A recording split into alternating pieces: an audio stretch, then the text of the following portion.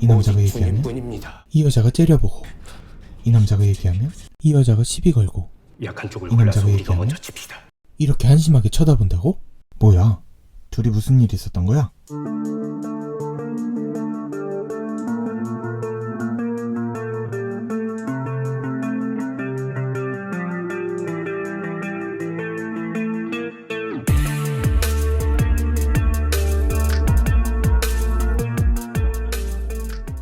안녕하세요, 가나안님 나입니다. 요즘 핫한 넷플릭스 드라마 오징어 게임 호평과 혹평이 공존하는 가운데 화제성 하나만큼은 세계적이라고 할 수 있는데요. 오늘은 오징어 게임 속 기독교인의 모습을 바라보고 한국 사회가 바라보는 기독교의 모습 그리고 기독교의 방향성에 대해 얘기하고자 합니다. 물론 이 작품이 말하고 있는 기독교인의 모습이 기독교인 전체의 모습도 아니고 드라마 내에서 기독교인에 대한 시선은 과하다 싶을 정도로 노골적이고 맹목적이며 전하고자 하는 메시지도 분명해 보이진 않습니다. 그러나 오징어 게임이 바라보는 기독교인의 모습을 통해 기독교인에 대한 오늘날 우리 사회의 냉담한 시선을 깊이 생각해봐야 할 것 같습니다. 다들 오징어 게임의 전반적인 내용을 아실 겁니다. 여기서 중요하게 생각해야 할 배경이 있습니다. 첫째는 처절한 삶을 살아가던 사람들이 참가한다. 둘째는 이렇게 참가한 사람들이 목숨을 걸고 싸운다. 셋째는 그래서 내가 살려면 남을 죽여야 한다는 상황입니다. 드라마는 다양한 게임을 통해 이야기의 성격을 규정하고 그래서 등장인물들은 협력하기도 하고 서로 싸우기도 하는데요. 바로 이러한 전쟁터 안에 오늘 소개할 두 인물이 있습니다. 첫 번째 인물은 이 244번 기독교인 아저씨입니다. 이 아저씨는 세 번째 게임인 줄다리기 때부터 등장해서 주인공 이름과 꽤나 오래 함께하며 등장하는 것을 볼 수 있는데요. 두 번째 인물인 지영도 여기서 새벽의 초청으로 함께하게 되죠. 줄다리기를 위해 올라가는 엘리베이터에서 244번은 이렇게 말합니다. 우릴 구원해 주실 분은 오직 주님뿐입니다.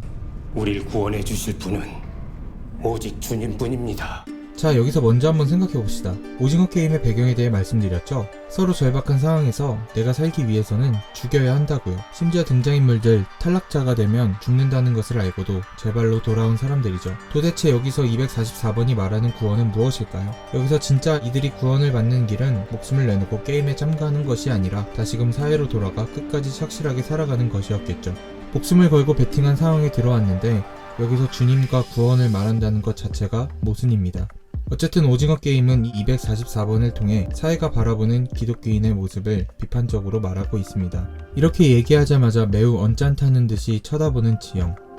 지영은 왜 이렇게 기독교인에 대해 차가운 시선일까요? 오일남 할아버지의 소시적 줄다리기 노하우와 상우의 기지로 가까스로 게임에 승리하게 된 주인공 일행.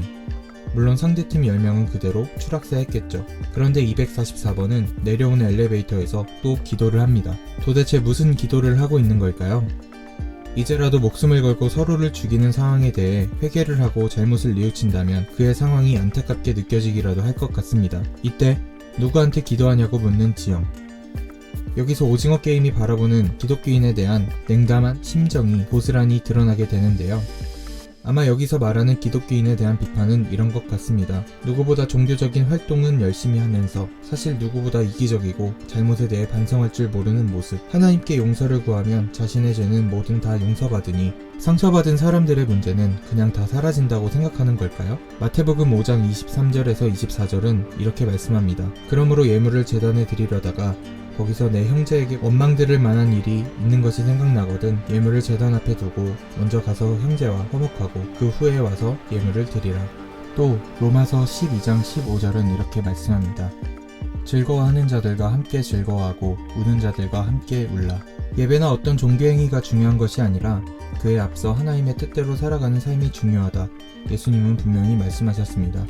그 질병 상황 속에 예배는 생명입니다 라는 교회들이 정말 많았습니다.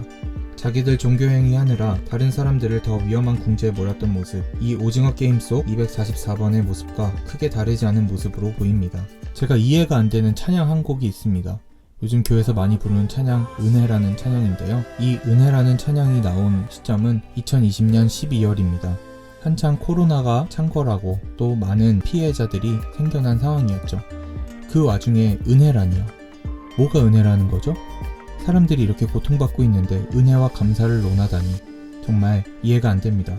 여기서 한 발자국 더 나아가는 우리의 넌 오늘 244번. 십자가에 못 박힌 사람들의 통곡이 들리지 않느냐? 십자가요?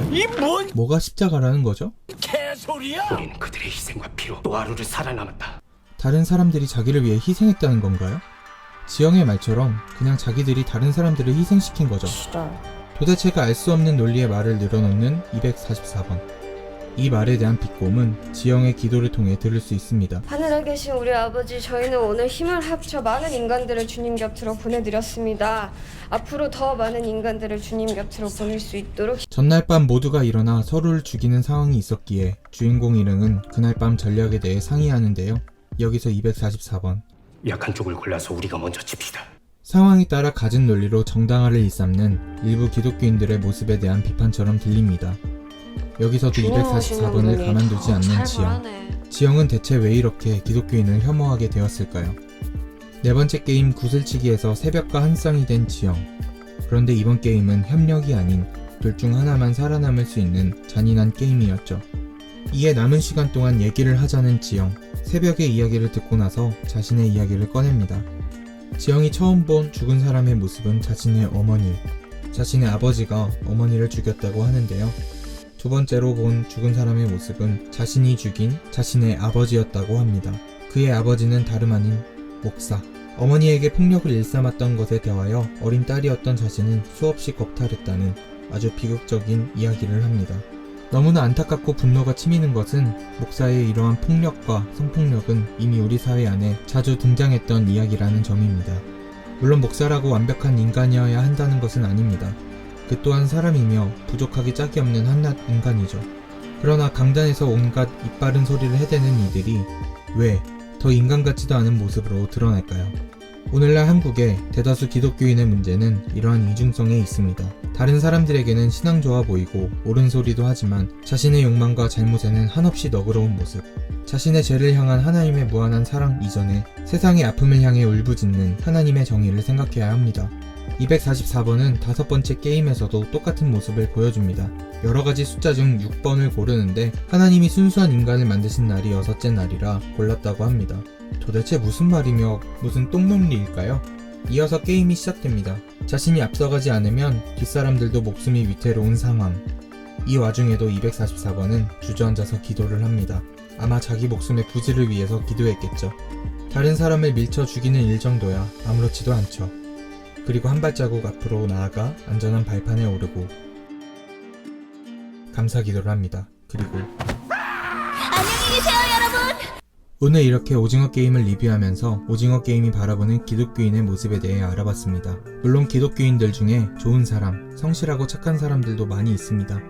이 영상이 불편하다고 느껴지시는 분들도 있을 것입니다.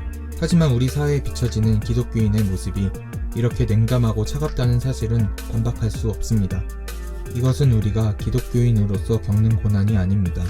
일부 혹은 대다수의 기독교인들의 모습이 그러했기 때문에 겪는 우리 모두의 수치이자 반성해야 할 모습입니다. 2000년대만 해도 TV에서 기독교의 모습은 부정적으로 나오지 않았습니다. 그러나 아예 기독교의 모습이 나오지 않는 시점을 넘어 이제 적나라한 비판으로 기독교를 다루고 있습니다. 우리가 참되게 예수님을 따라가는 사람들이라면 세상을 사랑하신 예수님처럼 먼저 세상을 향한 우리의 도리와 역할을 다하고 나아가 세상의 아픔을 끌어안아 회복하는 십자가의 역할을 다해야 할 것입니다. 가나안입니다의 영상에 공감하셨다면 구독과 좋아요로 함께 힘을 모아주시고 댓글로 많은 의견들을 더해주시면 감사하겠습니다.